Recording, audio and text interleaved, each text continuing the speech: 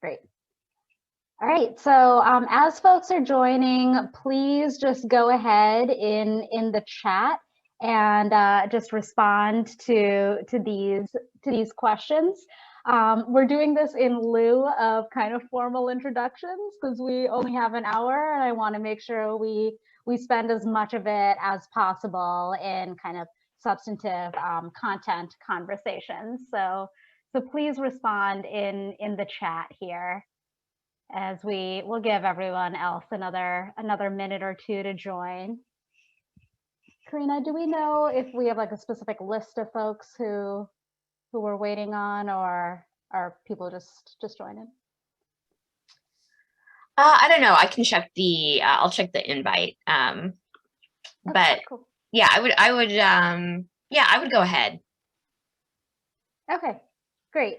So I'll actually just give everyone another minute or two to respond to the questions that are posed in the slide here, and then we can get started with our conversation. So while that's happening, Jasmine, do you want to quickly introduce yourself, and then I'll go ahead?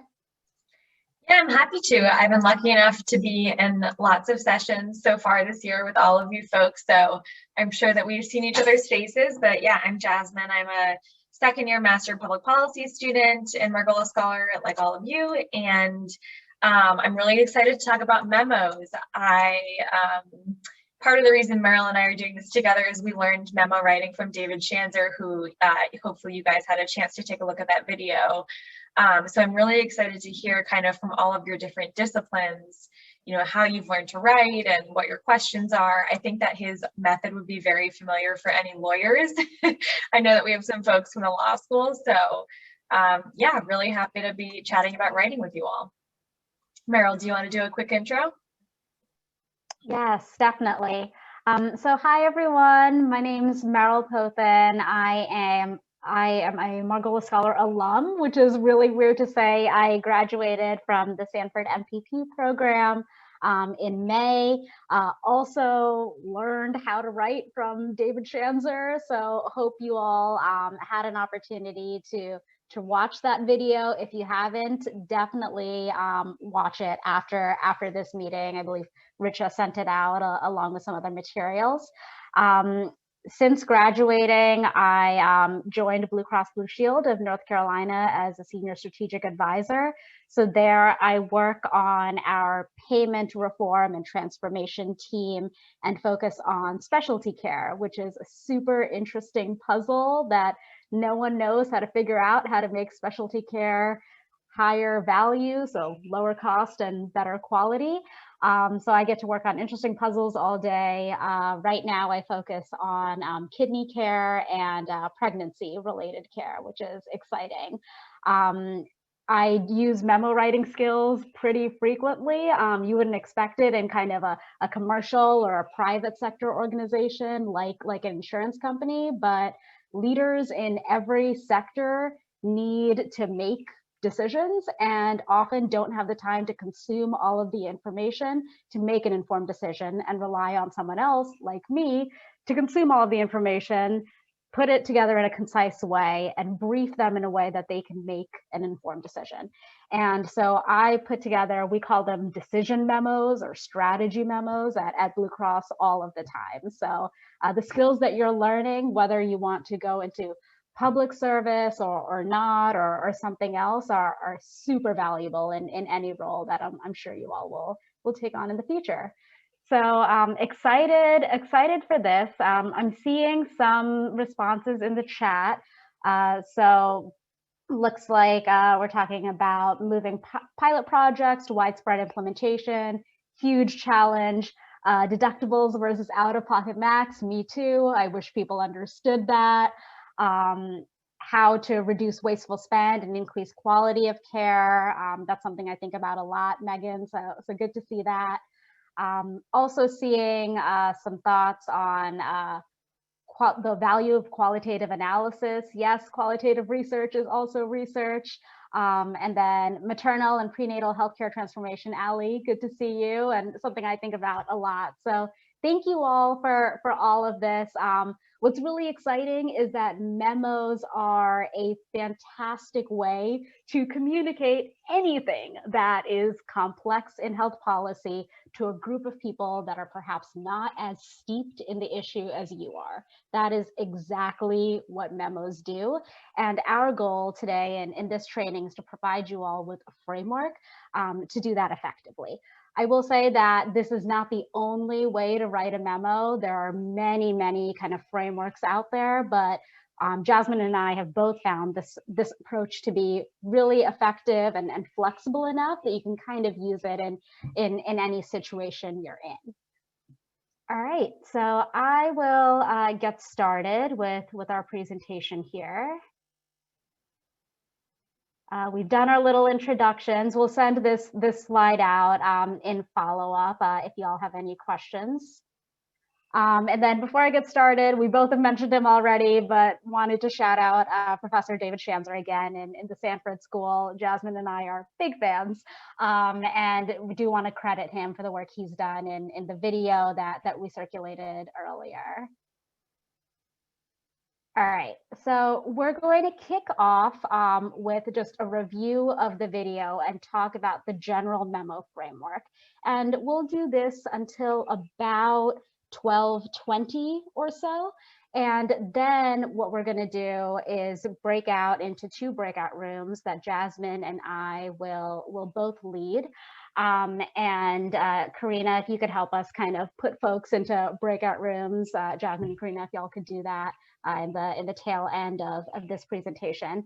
And in those breakout rooms, we're going to spend about 15 minutes doing a policy memo case. So we'll both present you all with a question from a senior leader, and we'll start doing some initial research and brainstorming and perhaps coming up with an outline.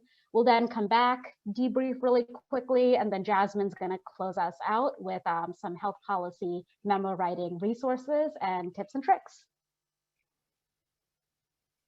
All right, so let's first talk about what a health policy memo or any policy memo does. It does 3 very specific things.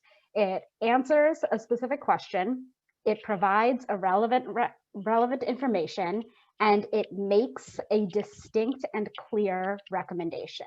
A policy memo is not a research paper. It is not supposed to be a winding landscape review of kind of everything in the field that someone can take time to digest. Policy memos are usually between 700 and 1,000 words. They're really quick. They're written for busy people who have a lot on their plate and don't have the bandwidth to go deep in any specific issue. So this is meant to be kind of a comprehensive but brief document that gives a decision maker the information they need to move forward with a specific recommendation.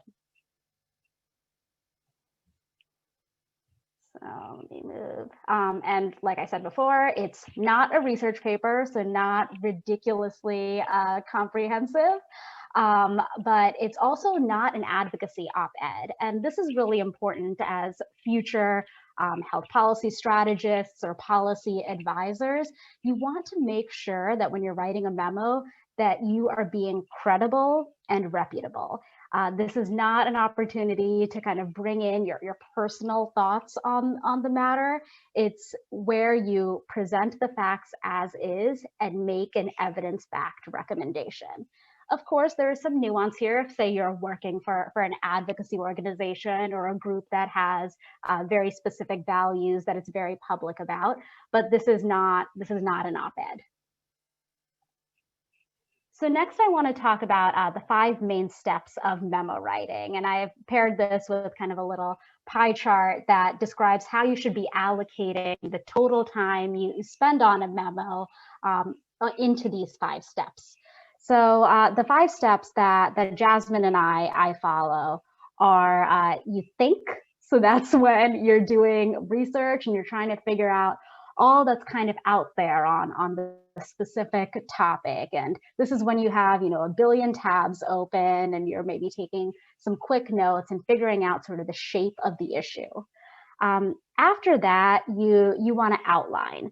And this is when you start constructing the skeleton of your memo. So thinking through kind of common arguments that you're seeing, common policy approaches, any interesting stats or background information, that is all done during the outline period. And at the end of the outline period, you should have a fairly fleshed out kind of list of bullets. I know Jasmine is very into reverse outlining, which she'll be explaining later in this training. After you outline, that's when you start writing. So you're connecting all of the thoughts that you have from your research and your outline. And the important part about this writing step is that it doesn't have to be good writing. It just has to be writing. You are putting words on a page, you're getting it out of your brain, and you're kind of sorting it out and into sort of vague buckets of how you want to structure this memo. After the writing phase, this is when I try to walk away for a little while. I wrote many memos in grad school where I did not have time to walk away for as long as I would have liked to, but I tried to step away for even 15 minutes just to get a little bit of clarity. Then I'd come back to the memo, and this is when you start revising. So this is when you start tightening up your sentences, finding more concise ways to say things, perhaps rearranging paragraphs or restructuring sentences so that they provide a better reading experience for the reader, right? Because the goal is to make sure the reader understands your recommendation and understands why you're making said recommendation. Then after revising, you want to proofread.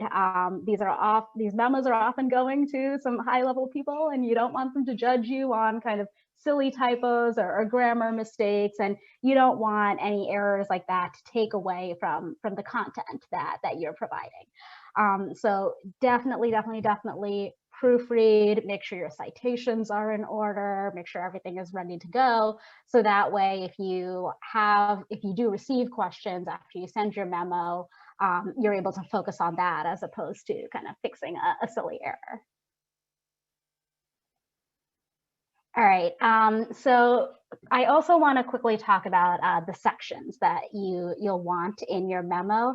And if Richa hasn't sent out one already, we'll follow up with a sample memo that Professor Schanzer put together that has all of these sections and writes out a full policy memo. So the sections I like to use are a heading. So that's where it says, to whoever, from Merrill, policy analyst, regarding whatever the topic is, and the date. And that regarding component is already a time to start kind of weaving in your recommendation. So if you're writing a memo about social drivers of health in Durham and you land on housing policy, your regarding line could be something like improving access to affordable housing in Durham, North Carolina. So the reader already knows kind of where you're going with the memo. After the heading, you have your executive summary. This is what you write last. When I'm structuring a memo, I just put it in brackets and I move on and then come back to it at the end. This is going to be a very, very succinct summary of your overall memo. I usually shoot for about 100 words, maybe a little bit more.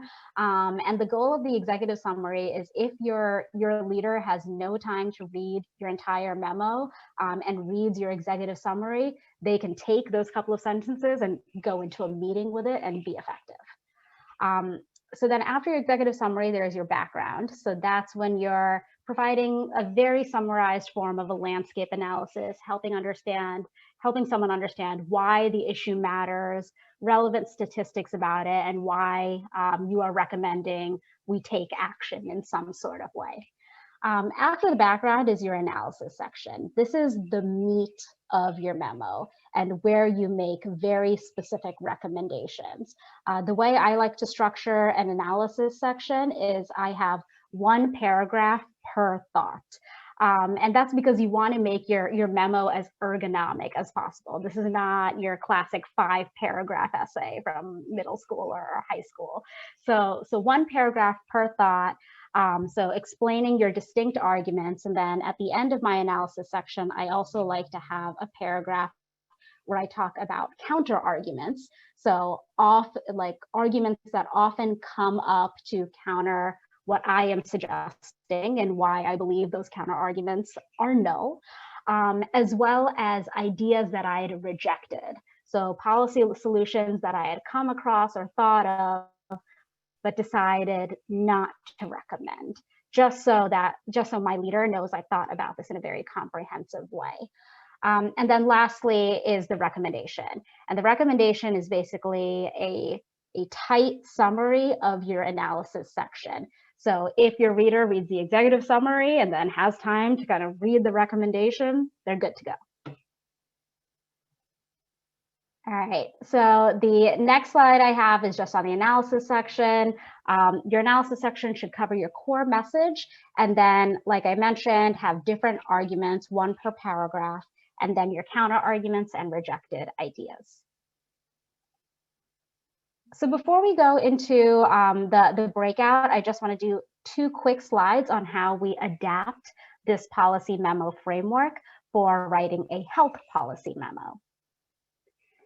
So in health policy, it's really important to think about who your audience is and who you're writing this memo for. Is it for your manager or your company's CEO, or is it an external facing memo or something that you're sending a partner? And in healthcare, I like to think of it as five P's in healthcare. So you're usually either writing a memo for a group of patients, for a payer or an insurance company, a provider, pharma, or a policymaker. Pretty much every health policy memo or topic that one can think of could be written for one of these 5 audiences. And so when you're thinking about your audience and how to structure a health policy memo, I've found that 2 main categories always come up when I'm writing. So there's always a consideration about the cost of the policy recommendation, and always a consideration about the impact of the policy recommendation. So some examples of how these 2 buckets come up with our 5 stakeholders are things like the care and drug out-of-pocket costs. So how much would it cost to implement this specific care delivery? The cost to the business or the investment they'd have to make. For government, how does this affect appropriations of fund, or what programs might we have to cut or scale back in order to afford the recommendation, and just general opportunity costs. For impact, policymakers and other audience members are always thinking about what are the health outcomes and quality that come out of the recommendation you make. Does this result in perhaps a new market entrant or competitor? Are there any kind of business threats with this recommendation? Or could it potentially have a political or policy win, which we know is really important because healthcare is incredibly politicized. So that's all the content that I have of sort of covering the general framework of writing a memo, the sections of the memo, and then audiences and considerations you should take into account when writing a health policy memo. So now I'm going to pass it on to Jasmine. Do you want to kick off the breakout rooms, and then we can get into it for the next 15 minutes? Yeah, absolutely. So I think Karina has the breakout rooms queued up. Everybody's been randomly assigned to either my case, which is like a government policymaker, and Meryl's, which is a commercial example. And then we will reconvene, I think, at 12:35. So Karina, whenever you're ready. Sounds good. Do you all want me to give you a 2-minute warning? Yeah, that would be great. Okay. That'd be awesome. I'll figure out how to do that. Thanks. All right, see y'all there.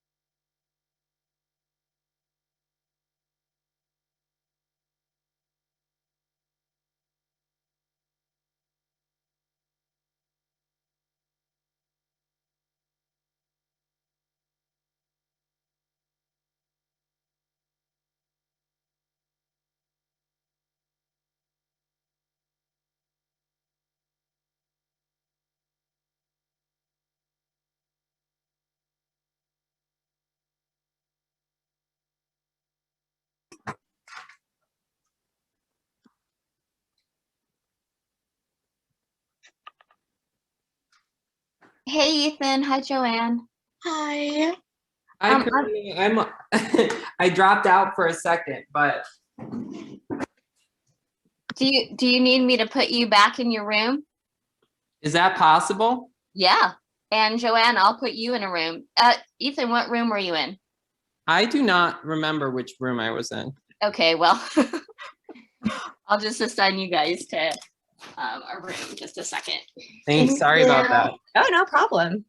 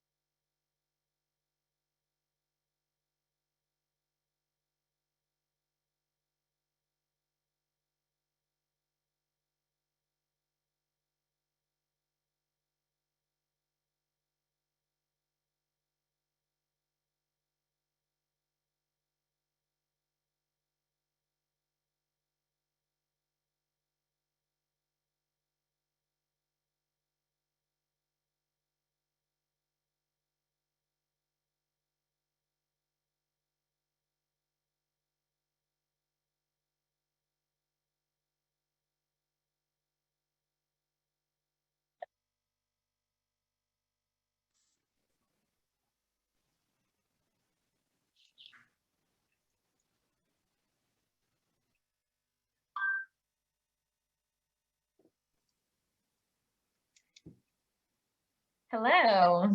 Hey, friends. So I think, oh, go ahead, Meryl. I was just going to say, I was going on a rant about how it's impossible to do prospective payments and alternative payment models.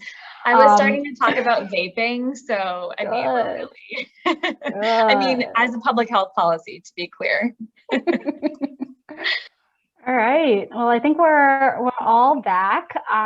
So let's do a quick debrief before we go into some final slides. So, team, how was that? Any initial questions coming out of the breakout rooms?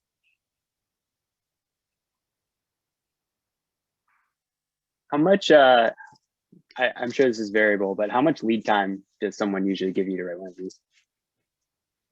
I'm sure it's very different for Jasmine versus me. So Jasmine, you want to go ahead? No, that's a great question. I mean, I would say when I was interning in the Senate, it would be like, please attend this briefing in the morning and have the memo to me by like the end of the day. That was pretty typical. Mm-hmm.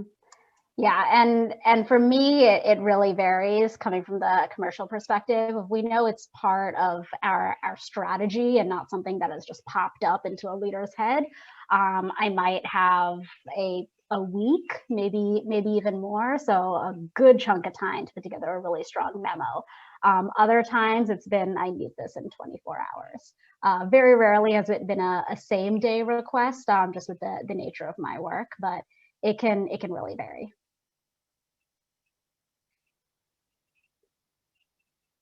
Any other questions? I have like a technical question. So when you're actually writing it and you're making the headlines like for each section, do you just stick to the basic like analysis recommendations, or do you ever try to make them more creative and like with like action verbs and things like that? Jasmine, that's a really good, yeah, that's a really good question. I've definitely, I never stick to one style for too long. So I've definitely had memos where I put kind of that main core message in the header. I think that can be a really effective, especially for like advocacy or something that's more persuasive, that can be really, really like punchy. And I always am a big fan of subheaders. So like under background, I might have a section, we were talking about school reopening in my group. So I might have a section about teachers, and I might have a section about community transmission or public health and so on. So that's a really great point.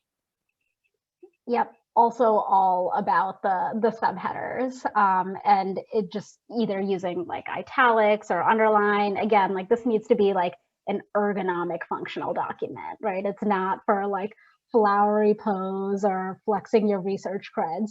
So if someone is kind of just skimming the memo and like sees words in bold or underlined and just reads the headings, like they should be able to get a good sense of what the memo is about.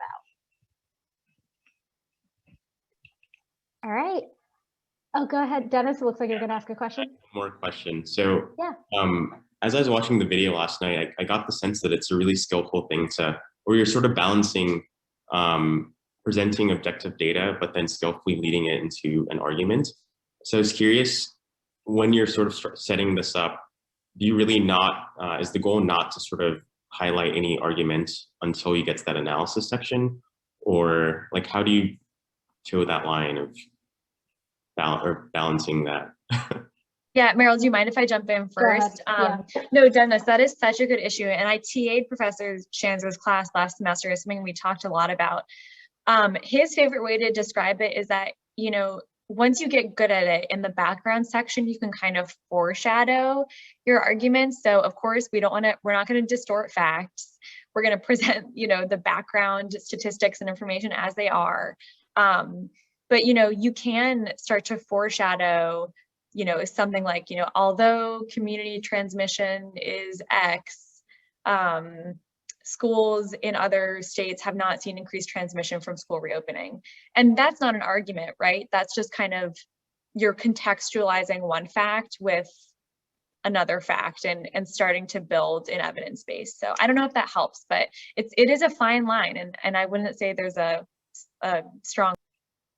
Yeah, my advice is very similar. Like if your organization or whoever writing this memo to has kind of a distinct set of priorities or values, you can kind of use that to sort of start alluding towards the recommendation you're going to make. My group was talking about pregnancy and maternal health, and so a sentence that I've written in my memo is, although maternal mortality rates have been going down, the state's average remains higher than the national average. So kind of pushing people to be like, I'm going to recommend that we do more here. All right, I think we're at about 12:43. So Jasmine, how about I share my screen and you want to present the next two sections? Cool. Yeah, let's do it. So as Meryl gets those up, so then the last two things that we wanted to cover will be pretty quick.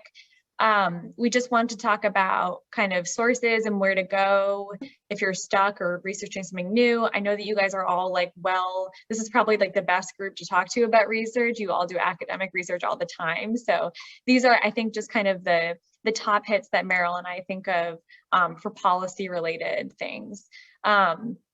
So health policy memo go-tos, think tanks. So I have never not consulted Kaiser Family Foundation for some kind of statistic, whether it's on insurance, public health, a whole wealth of knowledge. I'm sure that you all know that. And I love their email list, so definitely get on that.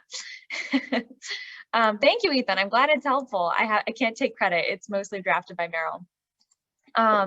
Journals, so I'm sure you all know these. Health Affairs, JAMA. I've recently noticed that even like opinion pieces in Health Affairs and JAMA can be really interesting thought pieces when you're like starting to brainstorm. So like letters to the editor from people who are smarter than me, always super helpful when thinking about different stakeholder groups. Federal resources, I think these are really like unsung heroes because they're not like the sexiest or most beautiful looking websites, but the Government Accountability Office, which is the GAO, they do like really in-depth audits of government programs, and they have to release full detailed reports. Yeah, shout out to Karen and CBO. I'll definitely get to that next. And CBO is kind of one of the sister agencies to the GAO, the Congressional Budget Office, and they have also amazing reports on kind of the economic impacts of proposed policies and long-term budget outlook. One that's not on here that I will add, which is relatively recent, the Congressional Research Service. They did not always have their reports online, but now they do, and they can be hard to find, but usually if you Google like Congressional Research Service and your topic, it'll come up. I go there when I'm doing like a review of legislation that's been happening in an area. They can give you from beginning to end of like how Medicaid came to be as a policy and kind of the most recent legislating on it. So combined with GAO and CBO, CRS is also great, along with these other websites. Yeah, MacPac is also great. Obviously, state government, if you're looking at state resources, NCDHHS has an awesome website. National Governors Association, or NGA, also has, if you want to get a sense of where governors stand on an issue, that's an excellent place to go. And then, of course, census data. And then, I'm sure that you all have your own kind of knowledge of different stakeholder groups and where where clinicians might go, whether it's a membership group or where health policy lawyers might go, but this is just kind of an overview. All right, we can go on to the next slide.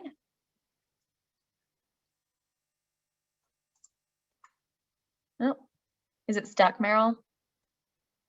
Oh, there we go. All right, and then we just wanted to leave you with a few quick writing tips. Again, I'm sure that you guys have your own styles and your own way of doing this, but this is kind of tried and true for Meryl and I. So keeping it short, I was showing my group a memo about vaping policy at the local level, which was less than 1,000 words, and it detailed, a new tax and a new ban and a new age for tobacco products, and also a ton of background about this public health issue. So you can do it. Most of my memos end up being about twice as long and then brutally cut down. That's a really great strategy. But I promise you, even the most complex policies you can do a lot of justice to them in 2 pages or less. So short sentences, no longer than 3 lines. I also like to use a 50 words rule. Like if I'm getting close to 50 words, something's happening in that sentence, and I probably need to think about, at least for a policy memo, probably need to think about cutting that down. Using simple words over complex ones.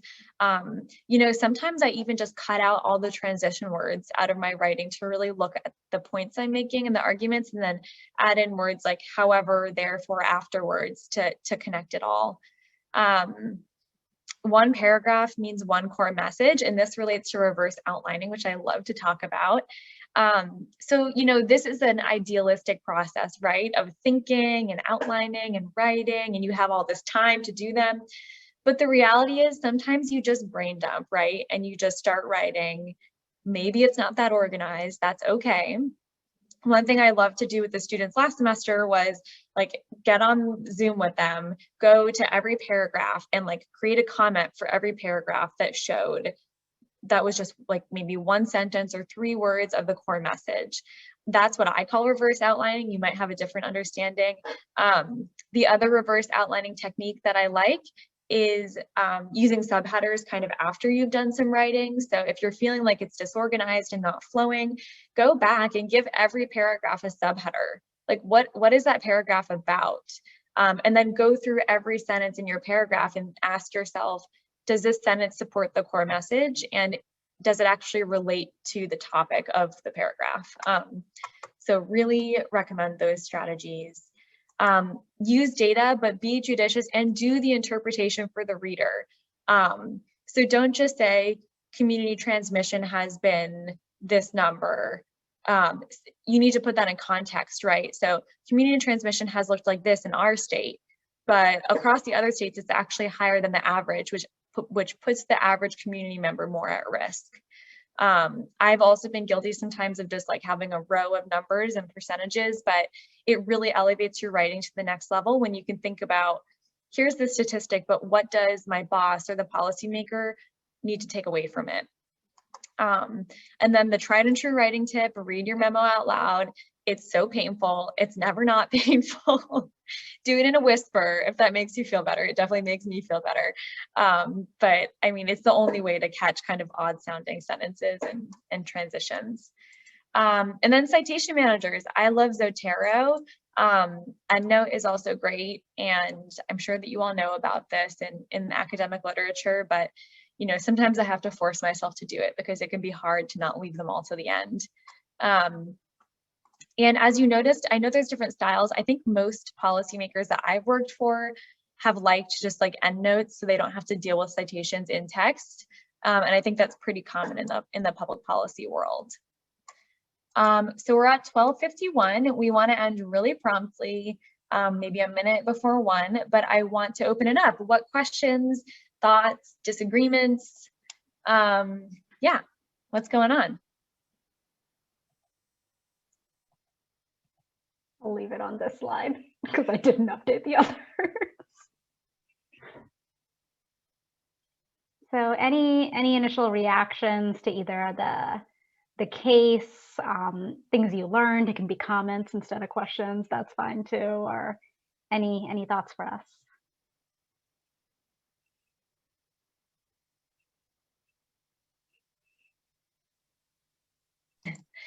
Allie, we appreciate your comment, although it's nice to see all of you too. It's really, I really look forward to these sessions. Yeah, these are great.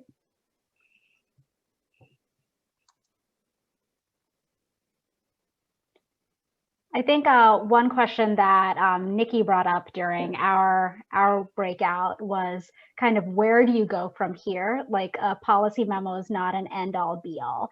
So our group had basically talked about like ways to improve the pregnancy care experience, right? So I had written a memo with all these grandiose ideas and what happens next. And I think this is a great thing about the policy process, right? That initial policy memo is just what gets the thoughts going and kind of the juices flowing. And then this is iterative. So after I wrote that first pregnancy care memo, I've written a ton since then, maybe an entire memo on just one paragraph that was in my first memo, because now my job is thinking about how do I actually implement the solutions that I am recommending. And with implementation comes many more decisions. So I'm regularly putting together either decision memos or briefing docs so I can have senior leadership tell me, okay, like this is going to be annoying, but we think it's worth it. So yes, try to break everything in the payer structure to make this feasible, or, you know, let's go another way. So I think a memo is it's a good kind of values document. It's a good guiding principles document for laying out a strategy, but there's a lot more that comes after.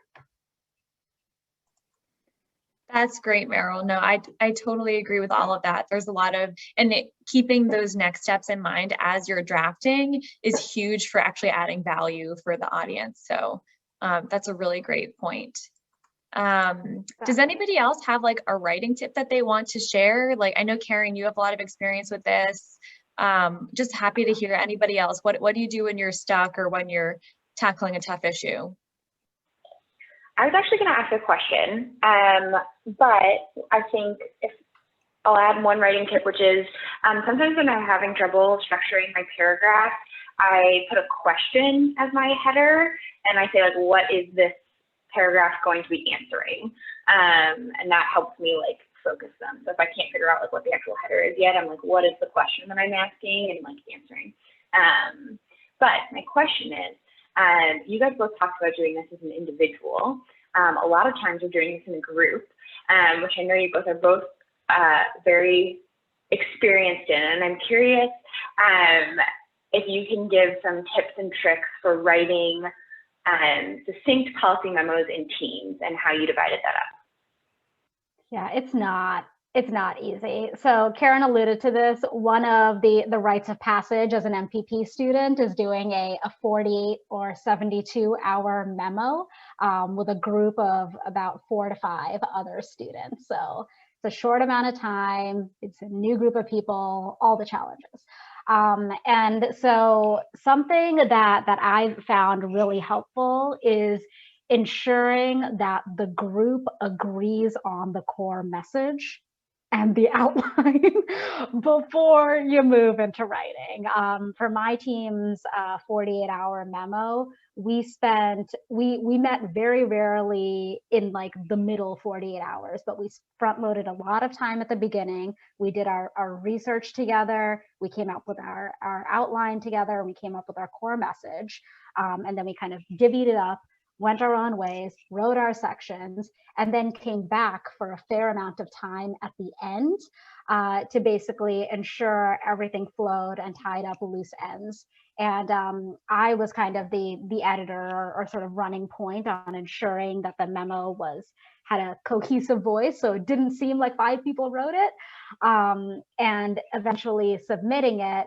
So when I did that final review, I budgeted enough time so that if like that final review opened up another question, or if we had to do some serious restructuring, there was enough time to do it. It's not like we were meeting from 4 to 5 for a 5 p.m. deadline. Jasmine, any thoughts? No, that was a great overview.